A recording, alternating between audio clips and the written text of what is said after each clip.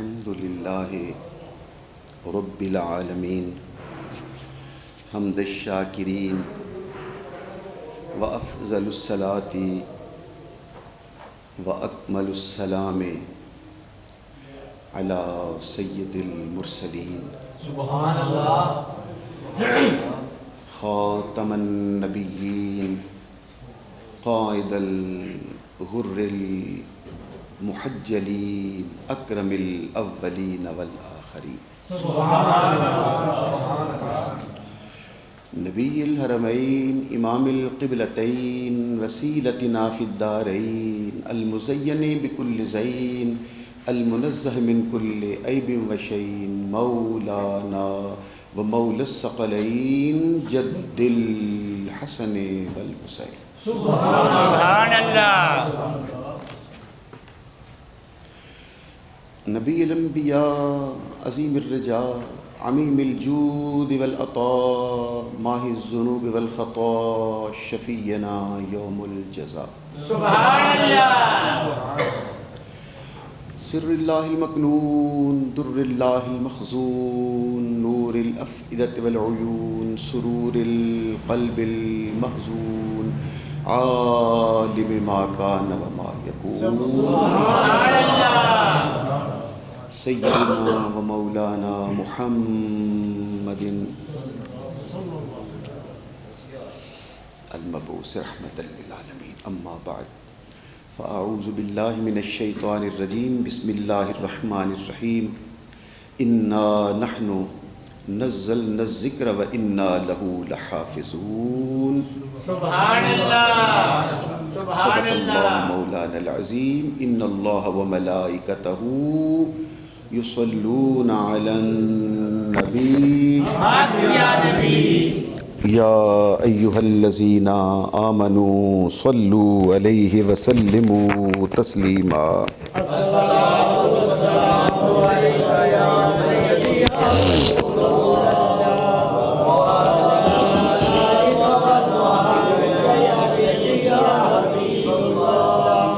پڑھیے پڑھیے السلام علیکم یا سیدی یا رحمت للعالمین وعلی آلک و اصحابک یا سیدی یا شفیع المسلمین اللہ اکبر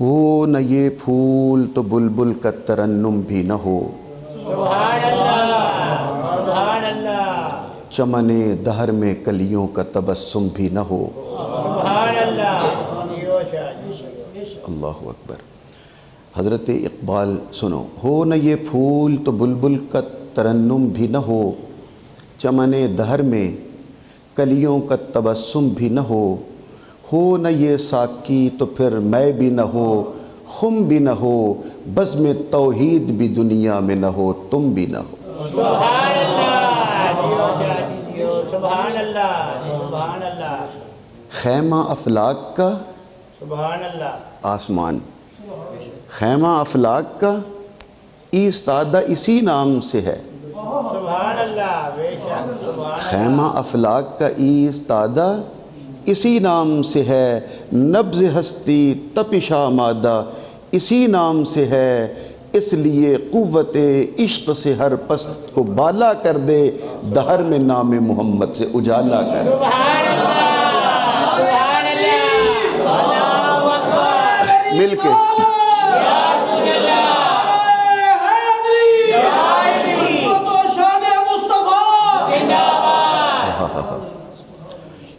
کسی نے پوچھا وہ کون سا حسن ہے کہ جہاں کوئی نقص نہ ہو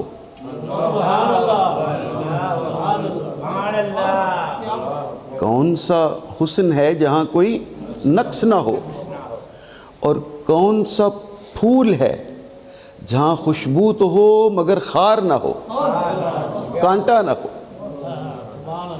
اور کون سی شمع ہے روشنی تو ہو پر دھواں نہ ہو سبحان اللہ سبحان اللہ ہاں کوئی ہے ایسا حسن کہ جہاں خوبصورتی تو ہو مگر عیب نہ ہو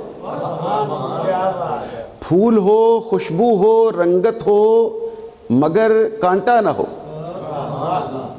کیا بات اور شمع ہو، روشنی تو ہو، نور تو ہو، اجالا تو ہو، مگر دھواں نہ ہو۔ تو ہر کسی کی سوچ، ہر کسی کی فکر، ہر کسی کا دماغ، ہر کسی کا ذہن اپنے اپنے محبوب کی طرف جاتا ہے۔ جب اعلیٰ حضرت سے پوچھا گیا تو اعلیٰ حضرت نے مسکرا کے کہا وہ کمال حسن حضور ہے۔ سبحان اللہ سبحان اللہ۔ اہل سنت کا امام کیا فرما رہا ہے؟ وہ کمال حسن حضور ہے کہ گمان نقص جہاں نہیں۔ سبحان اللہ ایک آواز کے ساتھ بولیں۔ سبحان اللہ کہتے ہیں وہ کمال حسن حضور ہے سبحان کہ گمان نقص جہاں نہیں، یہی پھول خار سے دور ہے، یہی شمع ہے کہ دھواں نہیں۔ سبحان اللہ۔ نعرہ تکبیر، نعرہ رسالت، نعرہ حیدری، یا علی۔ اور کہتے ہیں بخاری، اور آگے کیا کہا؟ کروں تیرے نام پہ جاں فدا، سبحان اللہ نہ بس ایک جاں دو جہاں فدا، دو جہاں سے بھی نہیں جی بھرا، کروں کیا کروڑوں جہاں نہیں۔ سبحان اللہ سبحان یہی پھول خار سے دور ہے، یہی شمع ہے کہ دھواں نہیں۔ سبحان اللہ۔ اللہ اکبر۔ اس کائنات میں اللہ سبحانہ و تعالیٰ نے جتنے انبیاء کرام مبعوث فرمائے، انہیں اپنی نبوت کے ثبوت کے لیے سبحان اللہ ایک الگ سے طاقت عطا کی جاتی ہے، بے شک کی جاتی تھی۔ جتنے نبی دنیا میں آئے، ہر کسی کو اپنی نبوت کے ثبوت اور تحقق کے لیے اور ثبوت کے لیے دلیل کے طور پر دوسری مخلوق سے بڑھ کر ایک طاقت عطا کی جاتی ہے۔ اس طاقت کو کہتے ہیں معجزہ۔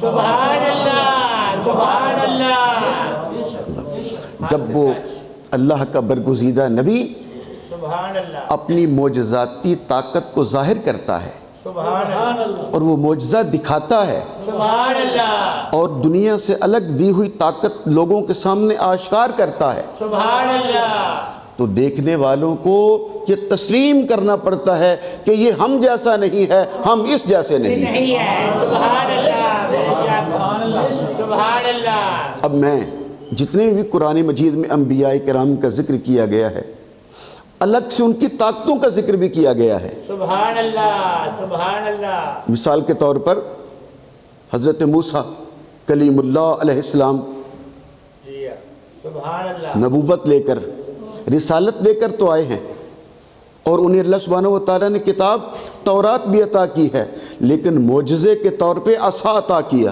سبحان اللہ سبحان اللہ حق کے ساتھ حضرت عیسیٰ علیہ السلام آئے تو کتنی معجزاتی طاقتیں لے کر آئے تھے۔ جی سبحان اللہ مریض کو ہاتھ لگاتے تھے، شفا یاب کر دیتے تھے، سبحان اللہ کوڑ کے مرض والے کو ہاتھ لگاتے تھے، صحت یاب کر دیتے تھے، سبحان اللہ نابینا کی آنکھوں پہ پھونک مارتے، ہاتھ پھیرتے، نور آ جاتا۔ سبحان اللہ بلکہ اتنی طاقت لے کر آئے تھے کہ صرف بیماروں کو ٹھیک ہی نہیں کرتے تھے، اگر کوئی طاقت دیکھنے کے لیے مردہ لے کر آ جاتا۔ سبحان اللہ سبحان اللہ علامہ اقبال نہ بنو، محبت سے بولو۔ سبحان اللہ یہاں تک کہ کہا کہ صرف بیمار لانے کی ضرورت نہیں ہے کہ یہ کوڑ کا مریض ہے، یہ آنکھوں کا نور اس کا چلا گیا اور یہ فلاں بیماری میں مبتلا ہے، نہیں، فرمایا تم اگر مردہ بھی لے آؤ گے میں ہاتھ پھیروں گا سبحان اللہ اور اللہ اسے شفا عطا کر دے گا۔ سبحان اللہ اور صرف یہی نہیں، کہا گھر سے کیا کھا کے آئے ہو میں یہ بھی بتلا سکتا ہوں، گھر میں کیا رکھ کے آئے ہو میں یہ بھی بتلا سکتا ہوں، سبحان اللہ کہ تیرے پیٹ کے پردے میں کیا ہے یہ بھی جانتا ہوں، اور تیرے گھر کے پردے میں کیا ہے۔ سبحان اللہ یہ سب کیا ہے؟ یہ انہیں معجزاتی طاقت ملی تاکہ جب اپنی معجزاتی طاقت کو ظاہر کریں تو زمانے کو ماننا پڑے ہم اس جیسے نہیں ہیں نہیں ہے، اور یہ ہم جیسا نہیں ہے۔ نہیں ہے، سبحان اللہ، بے شک، اب میں آپ کو منزل کے قریب کر رہا ہوں، وہ یہ ہے کہ 1.25 لاکھ انبیاء، ایک کم 1.25 لاکھ انبیاء کرام، کسی کو ایک معجزہ، کسی کو 2، کسی کو 3، کسی کو 5، سب سے بڑھ کر جسے معجزات عطا کیے وہ 9 ہے۔ لیکن جب آمینہ کے لاڑ کی باری آئی، سرکار دو عالم کی باری آئی، تاجدار کائنات کی باری آئی، تو فرمایا گنتی کی ضرورت نہیں ہے، سر سے لے کے پاؤں تک سراپا معجزہ بنا کے بھیج دیا۔ سبحان اللہ، سبحان اللہ۔ اور اب وہ منزل یہاں ہماری پہنچے گی، یہاں سے بات آگے چلے گی، وہ یہ ہے کہ جس محبوب کو سر سے لے کے پاؤں تک سبحان اللہ، سراپا معجزہ بنا کے دنیا میں مبعوث فرمایا ہے، کیا ان طاقتوں کو ہی صرف میرے آقا کے بے مثل ہونے کے لیے پیش کیا گیا ہے؟ نہیں، فرمایا جب تک میرا محبوب دنیا میں موجود ہے تو اس کا وجود پوری کائنات کے لیے بے مثل ہونے کی دلیل ہے، اور جب میرا محبوب دنیا سے کوچ کر جائے گا اور جب میرا محبوب پردہ کر جائے گا، پھر فرمایا 30 پاروں کا قرآن قیامت تک میرے حبیب کا معجزہ بن کر تمہارے سامنے موجود رہے گا۔ سبحان اللہ، سبحان اللہ، یہ ہے سب سے بڑی بات۔ سبحان اللہ۔ نہیں، آپ حضرات نے غور نہیں کیا میری بات پر۔ سنو، حضرت موسیٰ علیہ السلام کو تورات عطا کی، لیکن تورات کو معجزہ نہیں بنایا۔ بے شک، سبحان اللہ، سر نہ ہلاؤ، زبان سے بولو۔ سبحان اللہ۔ داؤد علیہ السلام کو زبور عطا کی، لیکن زبور کو معجزہ نہیں بنایا۔ حضرت عیسیٰ کو انجیل عطا کی، لیکن معجزہ نہیں بنایا، معجزے الگ دیے۔ حضرت ابراہیم علیہ السلام کو صحف ابراہیم عطا کیے، لیکن معجزاتی طاقت الگ عطا کی۔ حضرت آدم کو صحف آدم عطا کی، مگر معجزاتی طاقتیں الگ اللہ تعالیٰ نے عطا فرمائی ہیں۔ لیکن جب میرا حبیب آمینہ کا لال دنیا میں آیا تو فرمایا الحمد سے لے کے والناس تک پورا قرآن ہم نے آپ کو معجزے کے طور پر عطا فرما دیا۔ سبحان اللہ، سبحان اللہ، اللہ، سبحان اللہ۔ یہاں بڑی باریک سی بات ہے، کیا مطلب اس کا یہ ہے، وہ یہ ہے کہ میرا محبوب تو 63 سال تک تمہاری نظروں کے سامنے رہے گا، سبحان اللہ، لیکن ہم نے ثابت کرنا ہے کہ میرے محبوب جیسا کوئی نہیں۔ نہیں ہے، بے شک، سبحان اللہ، سبحان اللہ۔ ثابت یہ کرنا ہے کہ میرے محبوب جیسا کوئی نہیں۔ نہیں، آپ میری بات پہ غور نہیں کر رہے۔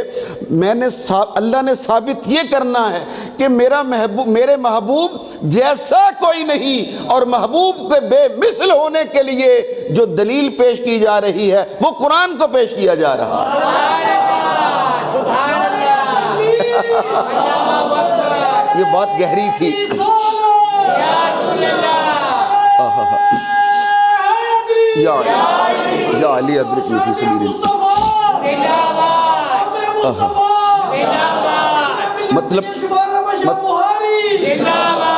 مطلب یہ تھا کہ جب تک میرا یہ قرآن تمہارے سامنے موجود رہے گا، میرے حبیب کا بے مثل ہونا تمہارے سامنے موجود رہے گا۔ سبحان اللہ، سبحان اللہ۔ آپ سوچ رہے کہ یہ قرآن کو پیش قرآن کو کیا جا رہا ہے کہ یہ دیکھو اور سمجھو میرا محبوب بے مثل ہے۔ سبحان اللہ، کیا بات، یعنی قرآن کے بے مثل ہونے سے محبوب کا بے مثل ہونا۔ سبحان اللہ، اللہ، تو لو، اور 1 2 3 4 5 بھی آیات میں آپ کو سنا سکتا ہوں، لیکن ایک آیت ہی کافی ہے۔ وَإِن كُنتُمْ فِي رَيْبٍ مِّمَّا نَزَّلْنَا عَلَىٰ عَبْدِنَا سبحان اللہ، سبحان اللہ، فَأْتُوا بِسُورَةٍ مِّن مِّثْلِهِ۔ سبحان اللہ۔ اگر تمہیں شک ہے اس قرآن میں، تمہیں کوئی ریب نظر آتا ہے اس قرآن میں، تمہیں کوئی عیب نظر آتا ہے اس قرآن میں، لاؤ پھر اس کی مثل ایک سورت، ایک سورت، سب سے چھوٹی سے چھوٹی سورت کا بھی 40واں حصہ بنا کے لے آؤ۔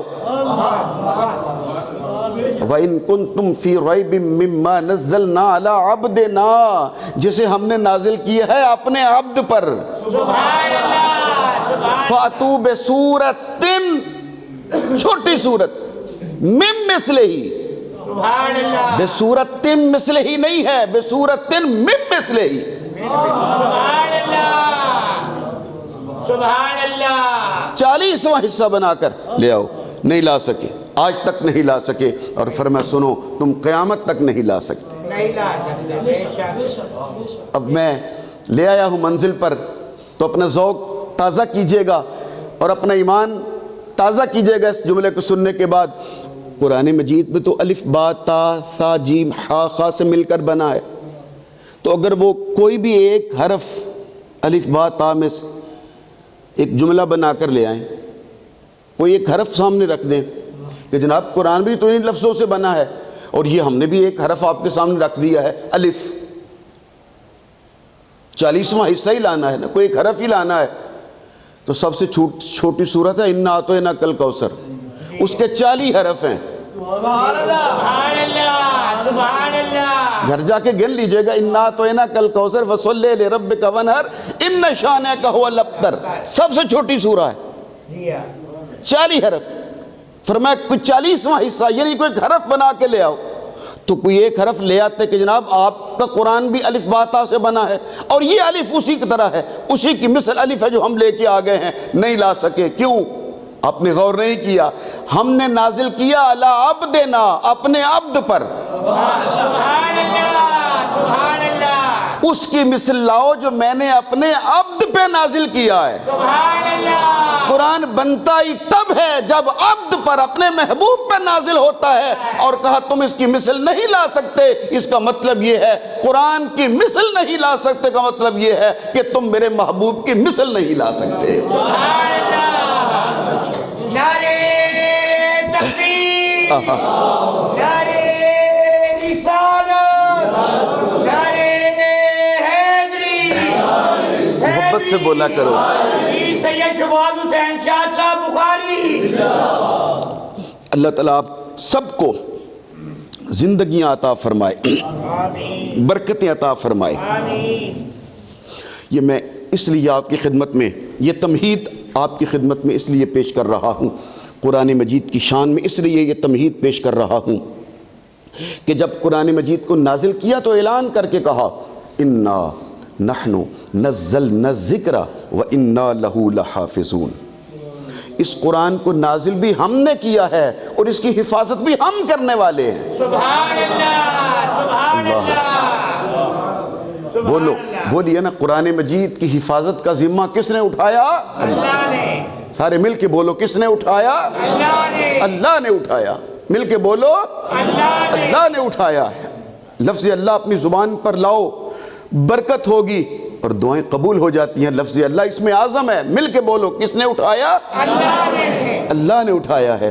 اور یہ ہے خاص نقطہ ایک اور بھی کہہ دوں، 3 چیزیں ہیں اس کائنات میں جن کی حفاظت کا ذمہ اللہ نے خود اٹھایا ہے۔ سبحان اللہ سبحان اللہ کون کون سی 3 چیزیں ہیں؟ قرآن، سبحان اللہ اِنَّا نَحْنُ نَزَّلْنَا الذِّكْرَ وَإِنَّا لَهُ لَحَافِظُونَ، سبحان پہلی۔ اللہ اور دوسری چیز اسلام، سبحان اللہ دین، اسلام۔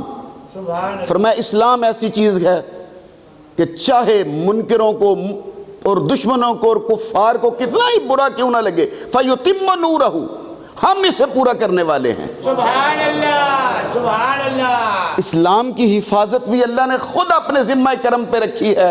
اور تیسری ہستی کون سی ہے جس کی حفاظت کا ذمہ اللہ نے خود اٹھایا؟ تیسری ہستی آمنہ کے لال کا وجود ہے۔ سبحان اللہ سبحان اللہ میرے آقا کائنات کے شہنشاہ اللہ کے حبیب کے لیے خود خالق کائنات نے کہا اپنے محبوب کی حفاظت ہم خود کرنے والے ہیں۔ سبحان اللہ سبحان اللہ یہ جب آیت کریمہ اتری نا، ہم خود حفاظت کرنے والے ہیں، لوگوں سے ہم خود آپ کی حفاظت کرنے والے ہیں، تو میں نے تفسیر میں پڑھا ہے کہ حضرت بلال حبشی رضی اللہ تعالیٰ عنہ اور بھی 1-2-4 صحابہ وہ رسول پاک کے گھر کے دروازے کے سامنے باڈی گارڈ کے طور پر، محافظ کے طور پر، اسلحے کے ساتھ لیس ہو کر وہ وہاں پر ڈیوٹی اور حاضری دیا کرتے تھے۔ سبحان آپ جناب کے حجرہ مبارک کے 2 دروازے تھے. سبحان اللہ ایک دروازہ مسجد نبوی شریف کے اندر کھلتا تھا, سبحان اللہ ایک دروازہ جنت البقیع کی طرف باہر کی طرف کھلتا تھا. سبحان اللہ اور جو کھڑکی اور دروازہ باہر کی طرف کھلتا تھا وہاں پر صحابہ کرام باقاعدہ ڈیوٹی دیا کرتے تھے حفاظت کے لیے. اور جب یہ آیت کریمہ نازل ہوئی, اے میرے محبوب جو کچھ ہم نے آپ کو عطا کیا ہے آپ اسے پہنچا دیجئے, سبحان اللہ فبلغ ما انزل الیک من ربک فإن لم تفعل فما بلغت رسالتہ واللہ یعصمک من الناس. جو ہم نے آپ کو عطا کیا ہے پہنچا دیجئے اور فکر کی ضرورت نہیں ہے, آپ کی حفاظت خود اللہ کرنے والا ہے. ادھر اندر یہ آیت کریمہ نازل ہوئی, ادھر آمنہ کے لال نے اٹھ کر کھڑکی کھول کر آواز دے کے کہا اے بلال اپنے گھر چلے جاؤ, میری حفاظت کا ذمہ خود اللہ نے اٹھا لیا. اللہ اکبر کبھی, اللہ اکبر. تو یہ قرآن مجید ہو, دین اسلام ہو, یا رسول پاک کی ذات ہو, سبحان اللہ سبحان اللہ کہو نا حفاظت کا ذمہ کس نے اٹھایا؟ اللہ نے. اب یہ ایک الگ زندگی کا سسٹم ہے, قانون ہے, ایک اصول ہے. یہ کائنات ایک سبب کے ساتھ چل رہی ہے, یہ اسباب کی دنیا ہے. بے شک بولو نا, یہ اسباب کی دنیا ہے. الحمدللہ رب العالمین, تمام تعریفیں اس اللہ کے لیے جو عالمین کو پالتا ہے. ٹھیک, لیکن ظاہراً ماں باپ پالتے ہیں. بچوں کو کون پالتا ہے؟ والدین پالتے ہیں نا. تو اللہ کہہ رہا ہے میں پالتا ہوں. معلوم وہ پالتا اللہ ہی ہے, لیکن یہ اسباب کی دنیا ہے. ہر کائنات کے لیے ایک نسبت, ایک سبب, ایک وسیلہ قائم کیا ہے جس کے تحت یہ کائنات چل رہی ہے. اللہ نے کہا اس قرآن مجید کی حفاظت میرے ذمہ, انا نحن نزلنا الذکر و انا لہ لحافظون, ہم حفاظت کرنے والے ہیں. لیکن اس حفاظت کی ذمہ داری اور ڈیوٹی اللہ نے اپنے محبوب کی امت کے حافظوں کی لگائی ہے. سبحان اللہ سبحان اللہ سبحان اللہ. اگر یاد رہیں گے, رکھیں گے, ایک بات کہوں تو سبحان اللہ سبحان اللہ. اللہ سبحانہ و تعالیٰ نے قرآن مجید کو 4 حصوں میں تقسیم کر دیا, الگ الگ چیزوں. فرمایا ایک ہے عبارت, جیسے الحمدللہ رب العالمین الرحمن الرحیم مالک یوم الدین, یہ عبارت ہے. فرمایا حفاظت تو ہم ہی کرنے والے ہیں, لیکن ہم نے اس حفاظت کو اپنے محبوب کی امت پر تقسیم کر دیا ہے. میرے محبوب کی امت کے جو حافظ ہوں گے وہ اس عبارت کی حفاظت کریں گے. سبحان اللہ سبحان اللہ سبحان اللہ. اس عبارت کی حفاظت کریں گے. اور جو میرے محبوب کی امت کے قاری ہیں سبحان اللہ وہ اس قرآن مجید کے لہجے کی حفاظت کریں گے. سبحان اللہ سبحان اللہ. کہ قاری صاحبان جب پڑھتے ہیں تو وہ ہمیں پڑھ کے سناتے ہیں کہ میری سرکار کا لہجہ کیا تھا, سبحان اللہ. کہاں ٹھہرنا ہے, کہاں نہیں ٹھہرنا, کہاں لازمن ٹھہرنا ہے, کہاں رکنے کی اجازت نہیں ہے بلکہ ملا کے پڑھنا ہے. سبحان اللہ. ٹھہری میں ایک مثال دیتا ہوں. آپ بولے نہیں ہو, میں بات واضح نہیں کر سکا, میں ایک مثال دیتا ہوں. ایک جملہ ہے لیکن وقف کے ساتھ معنی کیسے بدلتا ہے. جملہ ایک ہی ہے. مثال کے طور پر ہم کسی سے کہیں اٹھو مت بیٹھو, فکرہ ایک ہے, 3 لفظوں کو, اٹھو مت بیٹھو. اب ذرا لہجہ بدلنے سے معنی دیکھو کیسے بدلے گا. میں کسی سے کہتا ہوں اٹھو مت بیٹھو, اٹھو مت بیٹھو, اس کا مطلب ہوگا کہ کھڑے ہو جاؤ, بیٹھنا نہیں ہے. اٹھو وقف کر دیا, مت بیٹھو تو مطلب کیا ہوگا, کھڑے ہو جاؤ, بیٹھنا نہیں ہے. لیکن اب وقف بدلنے لگا ہوں, پھر معنی کیا ہوگا, اٹھو مت بیٹھو.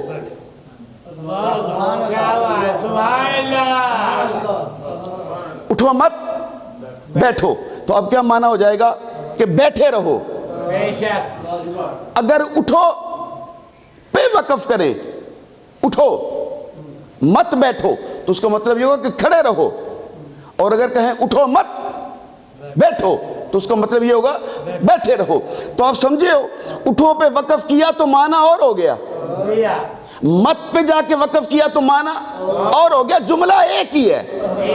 بے شک اب بات واضح ہوئی ہے قرآن مجید میں جہاں پر لکھا ہوتا ہے میم کہ یہاں لازم وقف کرو، جہاں پر لکھا ہوتا ہے لا اس کا مطلب یہاں نہیں ٹھہرنا۔ سبحان اللہ، کیا کیسے؟ سبحان اللہ۔ اب میرا خیال ہے بات واضح ہو گئی۔ تو فرمایا جو حافظ ہیں وہ اس عبارت کی حفاظت کرتے ہیں، اور جو قاری ہیں کہ الف کا مخرج کیا ہے، با کہاں سے، تا، ثا کیسے ادا کرنی ہے، جیم اور ہا کی آواز کہاں سے، زوئیں، زواد، زے اور رال کی آواز کہاں سے نکالنی ہے، تو یہ قاری اس کی حفاظت کرتے ہیں۔ معلوم یہ ہوا جو حافظ قرآن ہیں وہ عبارت کی حفاظت کرتے ہیں، اور جو قاری قرآن ہے وہ لہجہ مصطفیٰ کی حفاظت کرتا۔ سبحان اللہ، سبحان اللہ۔ اب تیسری چیز وہ ہے جب ہم عبارت پڑھیں الحمدللہ رب العالمین تو اس کے نیچے ترجمہ لکھا ہوتا ہے، بے شک اس کے مسائل ہوتے ہیں۔ تو فرمایا حافظوں کی ڈیوٹی ہے وہ عبارت کی حفاظت کریں گے، قاریوں کی ڈیوٹی ہے وہ لہجہ مصطفیٰ کی حفاظت کریں گے، اور میرے محبوب کی امت کے علماء کی ڈیوٹی ہے وہ اس کے مسائل کی حفاظت کریں گے، اور غوث العظم جیسوں کی ڈیوٹی ہے وہ قرآن مجید کے سروں اور قرآن کے رازوں کی حفاظت کریں گے۔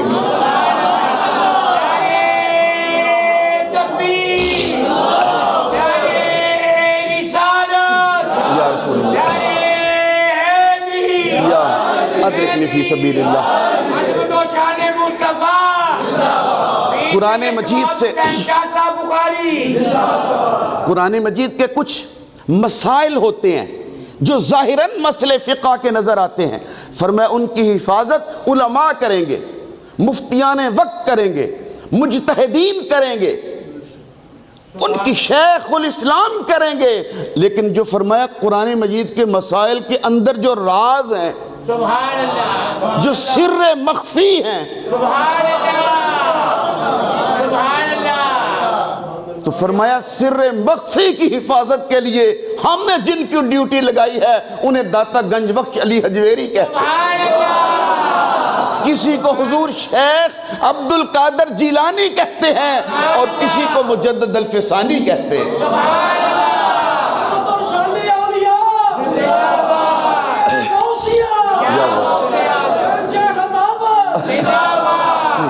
آپ سب کی اللہ سبحانہ وتعالی زندگیوں میں برکت عطا فرمائے، لیکن آپ مسکراتے ہوئے چہروں کے ساتھ اپنے آقا کی شان سنو، سبحان اللہ، ایک آواز کے ساتھ محبت سے بولو،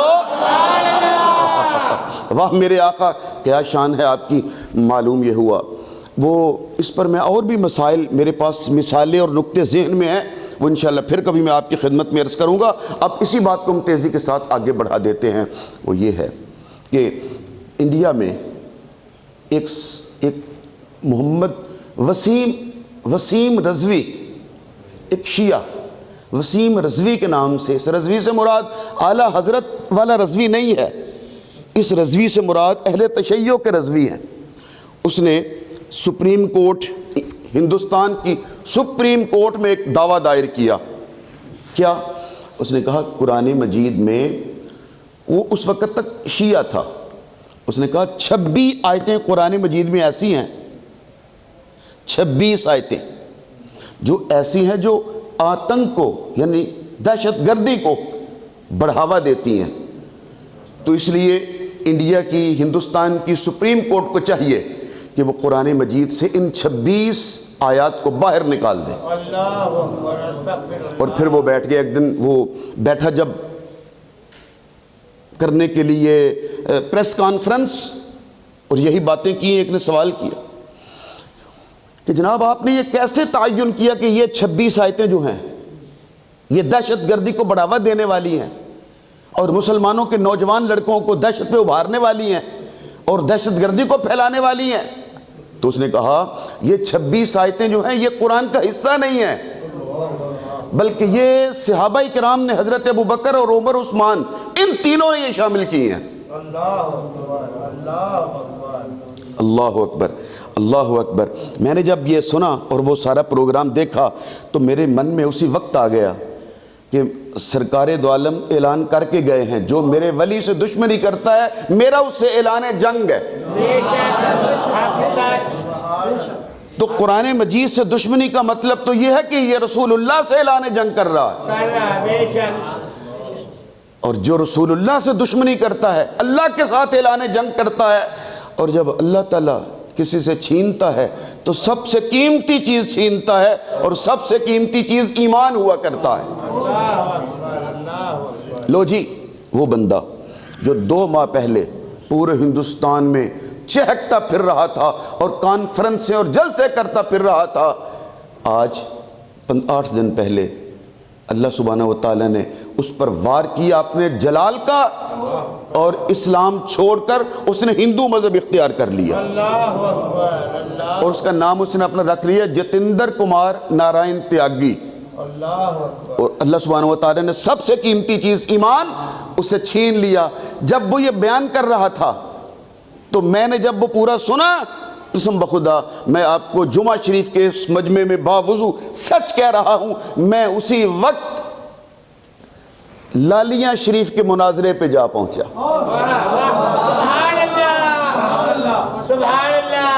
دو تین سال پہلے میں نے آپ کو یہ واقعہ سنایا تھا، چھوٹا سا ہے، مناظرہ سنایا تھا، مختصر کر کے پھر سنا دیتا۔ وہ شیعہ جو تھے نا، لالیاں ایک بہت بڑا قصبہ اب تو شہر کی طرح بن گیا ہے۔ اگر ہم آئیں جھنگ سے سرگودا کی طرف، یعنی سرگودا جھنگ روڈ پر، تو یہ اگر ہم جھنگ کی طرف سے آ رہے ہوتے ہیں نا سرگودا کی طرف، سیال شریف کی طرف، تو 18-20 کلومیٹر کے فاصلے پر ایک بہت بڑا قصبہ ہے لالیاں۔ وہاں پر دربار شریف ہے حضرت سید قطب شاہ رحمۃ اللہ علیہ کا۔ یہ بنیادی طور پر حضور غوث العظم کی اولاد میں سے ہیں، غوث پاک کے شہزادے ہیں۔ تو آج چونکہ غوث العظم کی 11ویں شریف بھی ہے تو ہم انہی کے شہزادے کا ذکر کرتے ہیں، اور یہ ملتان سے ہجرت کر کے لالیاں آئے تھے۔ اور پھر جو حفاظت اللہ نے ڈیوٹی ذمہ لگائی ہوئی ہے، حافظوں کی، قاریوں کی، عالموں کی، درویشوں کی، یہ بھی اپنی ڈیوٹی ادا کر رہے تھے۔ تو جو شیعہ تھے انہوں نے کہا کہ تمہارے یہ جو قرآن مجید ہے اس میں حضرات سیدنا صدیق اکبر اور فاروق اعظم اور عثمان غنی، وہی بات وسیم رضوی والی، کہ اس میں انہوں نے کچھ آیات اپنی مرضی کے ساتھ لکھوائی ہیں جن کا اسلام سے کوئی تعلق نہیں ہے، قرآن سے کوئی تعلق نہیں ہے۔ تو حضرت قطب شاہ رحمۃ اللہ علیہ کے ساتھ مناظرہ کا اعلان ہو گیا، سب آ گئے، جمع ہو گئے، اہل سنت بھی آ گئے، اہل تشیع بھی آ گئے، اور بہت بڑا ایک سٹیج لگ گیا۔ اور اب تو چھپ چھپا کے کمروں میں مناظرے کرتے ہیں علماء کرام، پہلے سرعام ہوا کرتے تھے بڑے بڑے چوکوں میں اور بڑے بڑے گراؤنڈوں میں۔ تو وہ بیٹھ گئے، تو حضرت قطب شاہ رحمۃ اللہ علیہ شہزادہ غوث العظم مناظرے کے لیے خود تشریف لائے۔ اب ذرا اپنا ایمان تازہ کیجئے گا، اور ادھر ایک وہ جن کا خیال تھا کہ اس قرآن مجید میں رد و بدل کر دیا گیا ہے، وہ سامنے بیٹھ گئے شیعہ، ادھر حضرت شہزادہ غوث العظم پیر سید قطب شاہ رحمۃ اللہ علیہ بیٹھ گئے۔ تو آپ نے کہا لو جی میں تقریر شروع کرتا ہوں، کیونکہ ہمارا ایمان ہے کہ قرآن مجید کی حفاظت کا ذمہ اللہ نے لیا ہے، اس میں کچھ زیر زبر پیش بھی آگے پیچھے نہیں کر سکتا۔ سبحان اللہ۔ اور ساتھ ہی پڑھا بسم اللہ الرحمن الرحیم الحمدللہ رب العالمین۔ خطبہ یعنی خطبہ پڑھنے لگے ہیں، الحمدللہ رب العالمین۔ آپ غور نہیں کر رہے میری بات پہ، کیا الحمدللہ رب العالمین ہے؟ کیا رب اچھا انہوں نے کہا الحمدللہ رب العالمین۔ تو وہ جو مناظر تھا اس نے کہا ٹھہریے، آپ قرآن غلط پڑھ رہے ہیں۔ تو حضرت چپ ہو گئے، اچھا میں غلط پڑھ رہا ہوں، چل میں دوبارہ پڑھتا ہوں، الحمدللہ رب العالمین۔ جیسے نا رب العالمین اس نے پھر کہا اور پھر آپ نے غلط پڑھ دیا ہے. اور پھر ساتھ اس نے دیکھو جی میرے مقابلے میں آپ مناظر ایسا لائے ہیں جو ایک آیت میرے سامنے بیٹھ کے صحیح نہیں پڑھ رہا. آپ نے کہا اچھا پھر غلط ہو گئی ہے. اس نے کہا جی آپ نے غلط پڑھا. آپ نے کہا اچھا میں تیسری بار اب صحیح کر کے پڑھتا ہوں. الحمدللہ رب العالمین. جب تیسری بار بھی آپ نے کہا الحمدللہ رب العالمین، اس نے پھر روک دیا اور جناب آپ نے پھر غلط پڑھا ہے. حضرت رک گئے اور اب آپ نے سید نے شہزادے نے اب دیکھا اور کہا اچھا میں نے غلط پڑھا ہے. جی آپ نے غلط پڑھا ہے. آپ نے کہا میں نے کیا غلط پڑھا ہے؟ اس نے کہا جی رب العالمین ہے اور آپ نے کہا ہے رب العالمین. زیر کی بجائے آپ نے زبر پڑھا ہے. آپ نے کہا اچھا میں نے زیر کی بجائے زبر پڑھا تو آپ نے مجھے اس لیے ٹوکا ہے. اس نے کہا بالکل اس لیے ٹوک دیا ہے کیونکہ جب تک آپ صحیح نہیں پڑھیں گے میں آپ کو آگے نہیں جانے دوں گا. تو حضرت سید قطب شاہ رحمۃ اللہ علیہ میری جانب غور سے دیکھیے گا. آپ نے فرمایا تیرا کیا خیال ہے؟ مجھے نہیں پتا یہ رب العالمین ہے. میں رب العالمین پڑھا تو نے مجھے ٹوک دیا. پھر میں نے کہا رب العالمین تو نے مجھے روک دیا. پھر میں نے کہا رب العالمین تو نے میرا گلا پکڑ لیا اور کہا میں آگے نہیں جانے دوں گا جب تک صحیح نہیں پڑھو گے. کیا خیال ہے آج 14ویں صدی میں زیر کی بجائے زبر کروں تو مجھے آگے نہیں جانے دیتا؟ کیا خیال ہے مولا علی شیر خدا تجھ سے بھی کمزور تھے.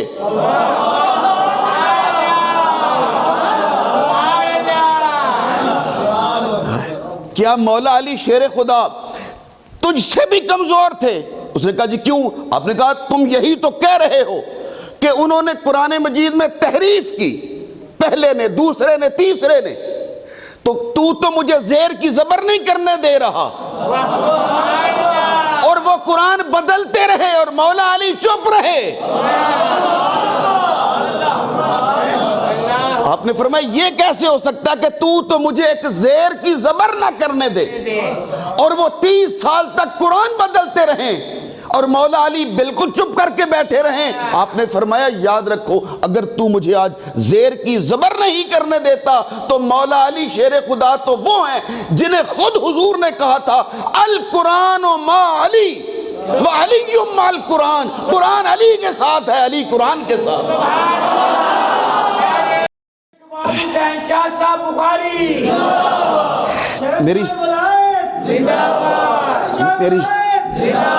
میرے آقا کے نام کا نعرہ لگاؤ لیکن جواب سارے مل کے دیجئے گا.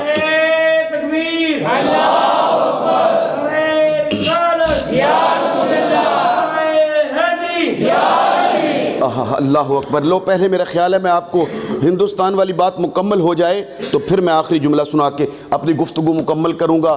ایک وہ وقت بھی تھا جب انگریز کی حکومت تھی، جیسے اس نے کہا نا جتیندر کمار ہی اسے کہنا چاہیے اب تو، اس نے کہا نا جیسے کہ یہ تحریف شدہ کتاب ہے، تو انگریز بھی ایک لگا کے لے آیا تھا. انگریز اپنی انجیل جو حضرت عیسیٰ علیہ السلام کی، اس کے اوپر اس نے کوئی دوائی کیمیکل اس کے اوپر لگایا اور لے کے آ گیا اور دہلی کی جامع مسجد دہلی کے باہر چوک میں کھڑا ہو کر اس نے اعلان کیا. اس نے کہا کہ یہ میرے پاس اصلی انجیل ہے جو حضرت عیسیٰ علیہ السلام پر اتری تھی. مسلمانوں اگر تمہارے پاس اصلی قرآن ہے تو لاؤ میرے سامنے، آگ جلا کے اس میں پھینکیں گے اور پھر دیکھیں گے کون سی کتاب بچتی ہے اور کون سی جل جاتی ہے. ایک دن بھی اعلان، دوسرے دن بھی اعلان، تیسرے دن بھی اعلان، پریس کانفرنسیں ہو رہی ہیں. وہ اس نے کوئی ایسی دوائی یا کیمیکل لگایا ہوا تھا جو آگ میں جلتا نہیں ہوگا، جسے آگ نہیں جلا سکتی. بے شمار چیزیں ایسی کیمیکلز ہوتے ہیں، تو وہ لگا کر لایا ہوا تھا. اور لیکن وہ سادہ زمانہ تھا، سادے لوگ تھے، لوگ پریشان ہو گئے تو کچھ لوگ جمع ہوئے اور حضرت شاہ عبدالعزیز محدث دہلوی رحمۃ اللہ علیہ کے مدرسے میں آئے.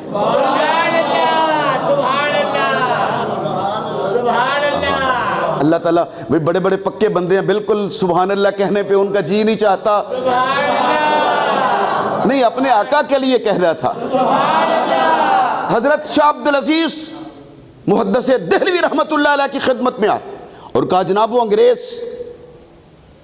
وہ اعلان کرتا پھرتا ہے سڑکوں پر آ کر کہ یہ میرے پاس اصلی انجیل ہے، اسے آگ میں ڈالیں گے تو آگ نہیں جلائے گی، اگر تمہارے پاس قرآن ہے آؤ لا کے آگ میں پھینک کے مجھے دکھاؤ میری کتاب جلتی ہے یا تمہاری کتاب جلتی ہے۔ اگر لطف آئے تو خاموش نہ رہیے گا، مل کے جواب دیجیے گا، اگر ایمان تازہ ہو تو زبان کے تالے آپ بھی کھول دیجیے گا۔ حضرت شاہ عبدالعزیز محدث دہلوی نے فرمایا آج عصر کی نماز میں خود آ کے وہاں پر تمہارے پاس پڑھوں گا۔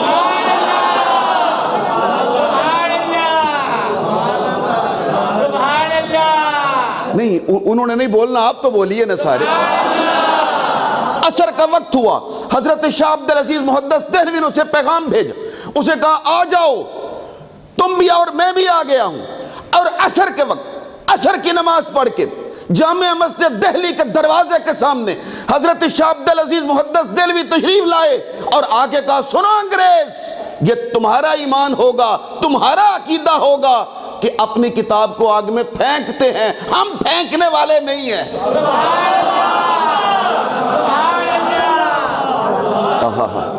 اس نے کہا تھا اپنی کتاب کو آگ میں پھینکتے نہیں، اس نے کہا تھا آگ میں پھینکتے ہیں، جس کی صحیح ہوگی وہ بچ جائے گی ورنہ جل جائے گی۔ آپ نے کہا ہم وہ نہیں ہیں جو اپنی کتاب کو پھینک دیتے ہیں، ہم پھینکنے والے نہیں ہیں۔ اے انگریز تو بھی آ جا، میں بھی آ گیا ہوں، یہ میرا قرآن ہے، میں سینے سے لگا لیتا ہوں، تو اپنی کتاب سینے سے لگا لے، آگ جلا دیتے ہیں اور دونوں اپنی اپنی کتاب لے کر آگ میں داخل ہو جاتے ہیں۔ جو جھوٹا ہوگا وہ جل جائے گا، جو سچا ہوگا کتاب سمیت بچ جائے گا۔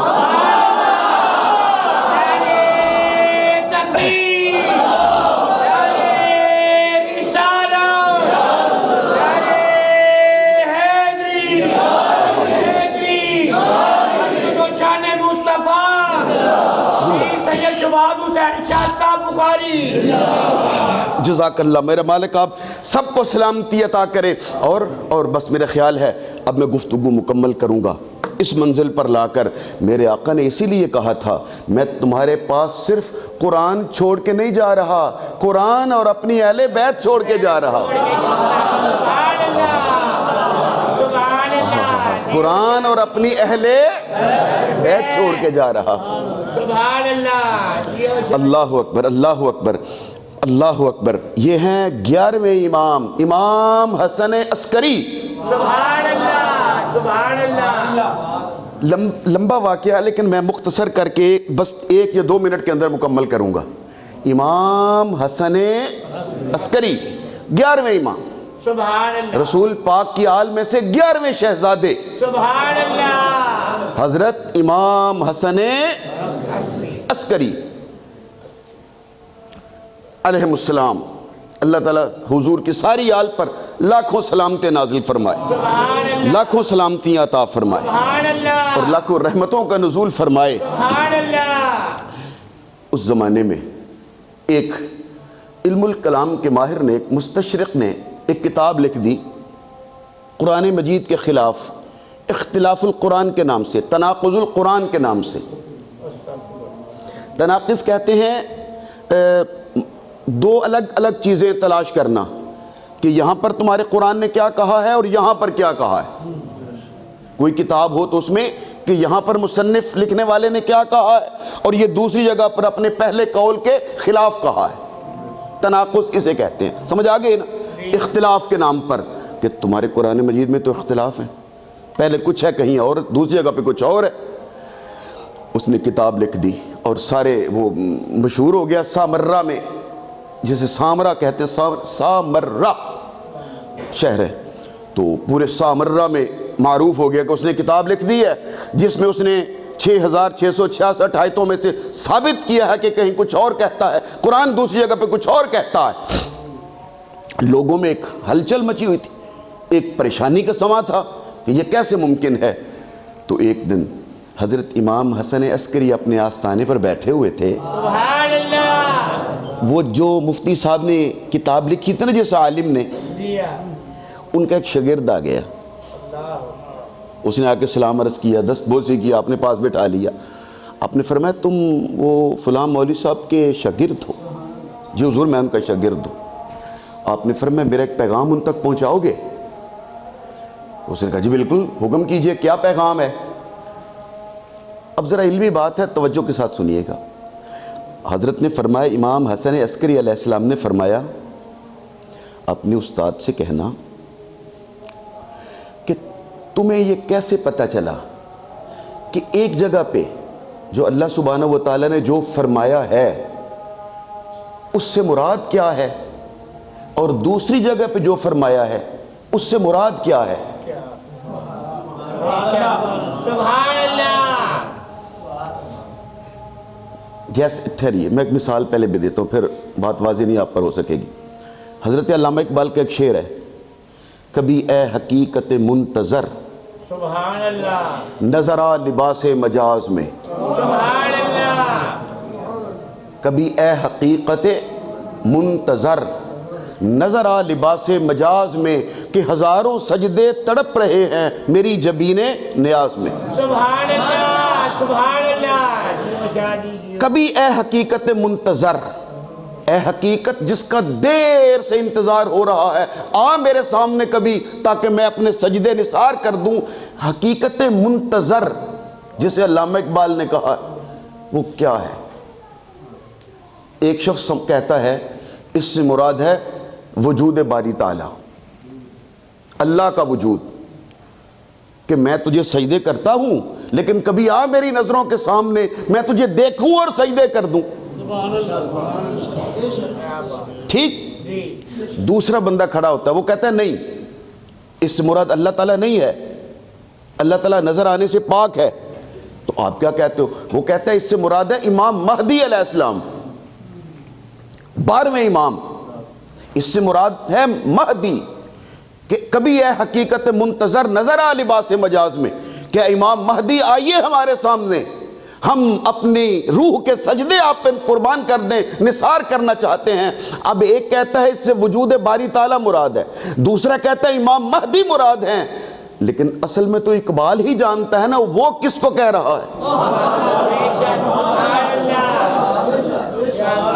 اصل میں اس سے مراد کیا ہے وہ تو لکھنے والا ہی جانتا ہے نا، اس نے کسے کہا ہے، اللہ مراد لیا ہے یا امام مہدی مراد لیے ہیں؟ اب سمجھ آئیے، امام حسن عسکری نے کہا اپنے استاد سے کہنا اللہ نے جو ایک جگہ پہ جو کہا ہے تجھے کیسے پتا چلا کہ اس کی مراد یہاں کیا ہے، اور دوسری جگہ پہ جو کہا ہے تمہیں کس نے بتلایا کہ یہاں پر مراد کیا ہے؟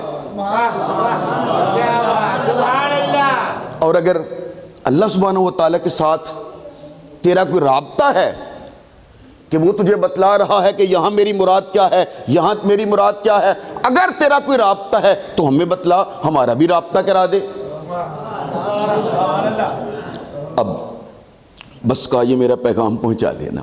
اب ظاہر ہے وہ شاگرد تھا، وہ گیا استاد کو جا کے کہنے لگا جناب ایک استاد، شاگرد نے حضرت کا نام نہیں لیا بلکہ اپنی طرف سے کہتا ہے استاد ایک سوال تھا ذہن میں۔ تو استاد صاحب نے کہا بولو۔ وہ شاگرد کہنے لگا جناب میرا سوال یہ ہے کہ پہلے یہاں اللہ نے کیا کہا ہے، جو بھی کہا ہے اس سے اللہ کی مراد کیا ہے، اور دوسری جگہ پہ اللہ نے جو کہا ہے اس سے اللہ کی مراد کیا ہے، یہ آپ کو کیسے پتہ چلا یہاں مراد کیا ہے اور یہاں مراد کیا ہے، اللہ کی مراد آپ کو کیسے پتہ چلا؟ استاد نے جب سنا تو وہ پریشان ہو گیا، اور پریشان اور حیران ہو کے کہتا ہے یہ سوال تمہیں کس نے بتایا ہے،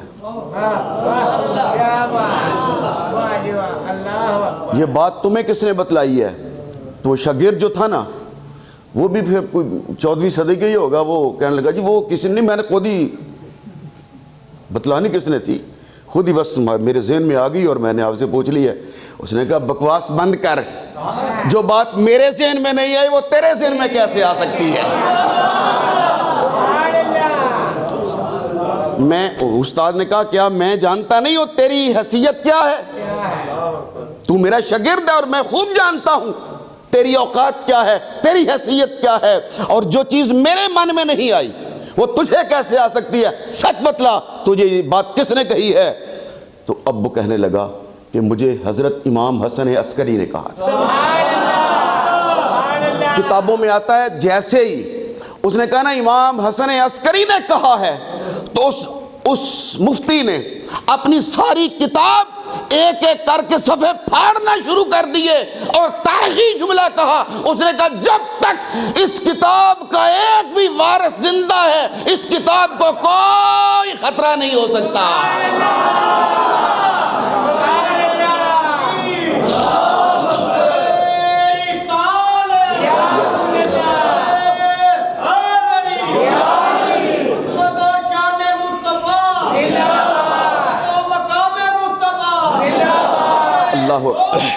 یا ویسے آزم۔ اس لیے میرے آقا جب دنیا سے تشریف لے جا رہے تھے تو اعلان کر کے کہا ہے لوگو میں تمہارے درمیان دو چیزیں چھوڑ کے جا رہا ہوں۔ بولو نا کتنی چیزیں؟ ایک قرآن اور ایک اپنی اہل بیت چھوڑ کے جا رہا ہوں۔ سبحان اللہ۔ دو چیزیں، قرآن اور اہل بیت۔ اہل بیت دو چیزیں اس لیے کہ قرآن یہ تھیوری ہے اور اہل بیت اس کا پریکٹیکل ہے۔ سبحان اللہ سبحان اللہ۔ اگر دین کو کتابی صورت میں دیکھنا ہوگا تو قرآن پڑھیے گا، اور اگر عملی شکل میں نظارہ کرنا ہوگا تو پھر اہل بیت اطہار کے وجود کو دیکھیے گا۔